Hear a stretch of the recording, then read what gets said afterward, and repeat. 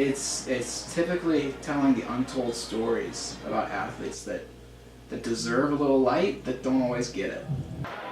Sam Beishuizen has been a prevalent reporter of Indiana University sports for every year of his college career. Sam has been reporting on sports since high school. He's moved around from various outlets until situating himself as the head writer for the Hoosier.com, the Indiana University affiliate site for the Rivals Network. I never get to stop working.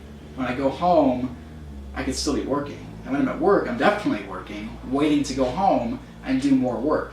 It just never stops. Any day in the week, Monday to Thursday, I leave my house at 7 a.m., give or take, and I get back at either 8 p.m. or 11 p.m., depending on if there's a meeting or not. It's long days. The Hoosier.com is one of the most highly read websites that covers IU athletics, resulting in Beishuizen being one of the most relevant members of the media at every IU sporting event. He has worked hard to establish himself in this industry, producing more content than any other member of sports media. He covers everything, and I mean everything. He's at women's soccer, he's at men's soccer, he's at field hockey, he's at basketball, he's at football.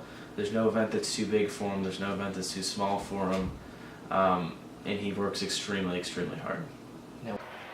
What differentiates Sam from many others in this industry is his willingness to cover more than just the revenue-earning sports. He has found himself working on most days from 7 a.m. to 11 p.m. because he chooses to put more on his plate than most.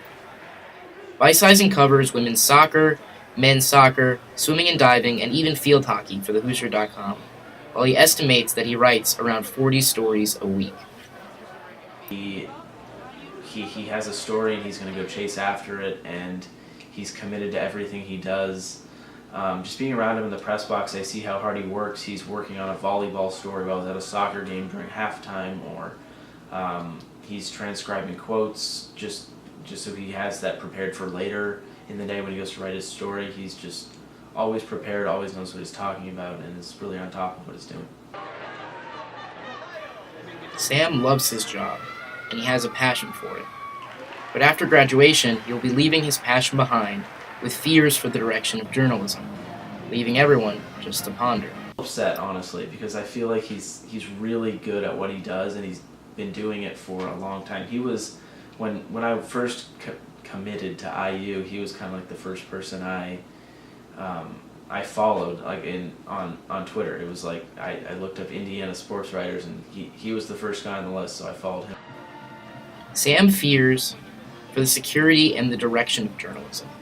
He's seen other writers that have been remarkably talented struggle with their futures. I would immediately describe myself as a sports journalist, which is weird because I've done sports journalism for so long, but it's kind of not like my long-term plan, I guess, in life. I have this big fear over money.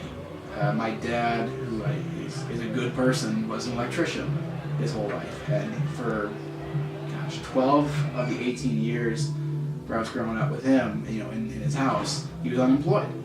And I have that same fear with journalism of the security's not there. Just like being an electrician, the security wasn't there. And that scares me. Being a kid growing up, if you don't have a Christmas or you don't have a birthday, that was terrible. Like, that was just awful. And I remember specifically being 13 or 14 years old, and I told my mom, I said, I don't want to be like this. Journalism as a whole has been on a downward spiral for years now, and Sam isn't the only one who knows that.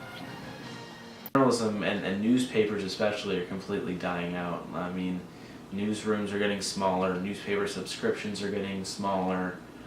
Just everything it's almost falling apart with the newspaper industry, but it's still the most pure form of journalism, and I hope I'm around. I hope it's around for a long time.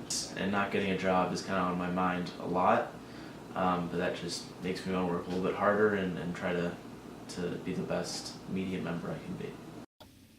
The current direction of journalism makes many beg the question of how sports journalism in specific will adjust.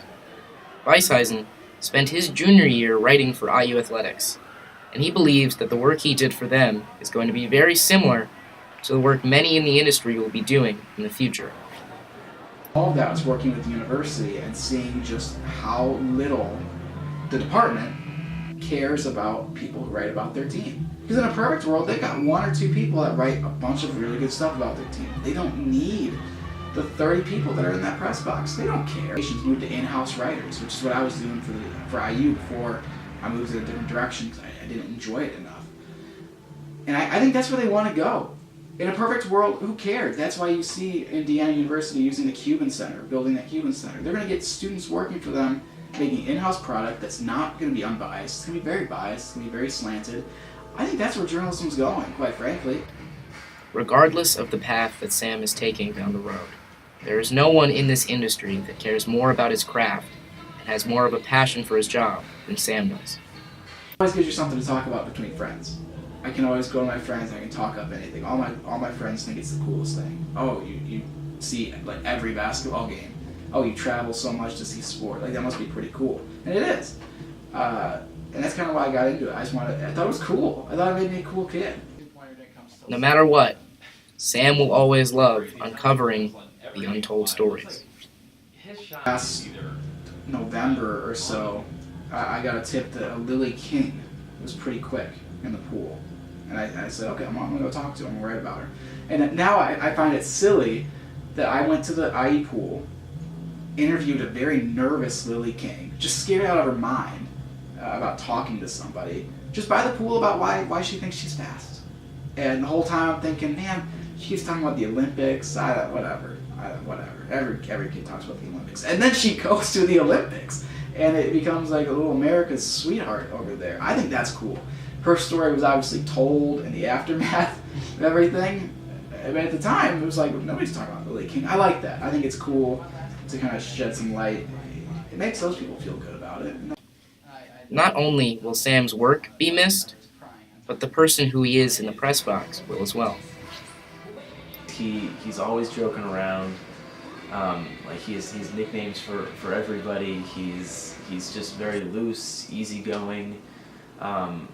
Even at press conferences, like at the IU men's soccer game the other day when they lost, he was still happy and doing his thing, even though the press conference was really tough and everything. But he's always a joy to be around. No one really likes Sam. He can like talk to you like he's being very serious, or he can kind of keep it loose. And he's kind of that glue guy, where he kind of just brings everything together. Everybody knows who he is. Everybody enjoys being around him, and it's gonna be weird not having him there. Sam has clearly made an impact on many throughout the years with his work and personality.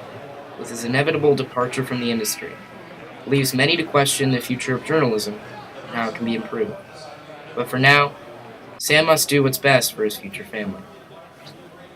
But it's going to be wild to look back on this 10, 15, 20 years from now and go, God, you were so dumb. You worked so much harder than you needed to work, doing things you didn't need to do, but you thought you were so cool. And you thought you were making a difference in people's lives. And that's kind of what, I know that's what I want to be remembered with this whole writing thing.